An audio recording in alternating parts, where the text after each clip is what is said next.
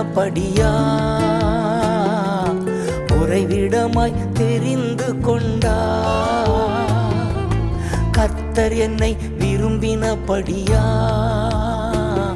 தம் உறைவிடமாய் தெரிந்து கொண்டா. என்னில் இருந்து வேதம் வெளிப்படும், கர்த்தர் வசனம் பிரசித்தமாகும். என்னில் இருந்து வேதம் வெளிப்படும்,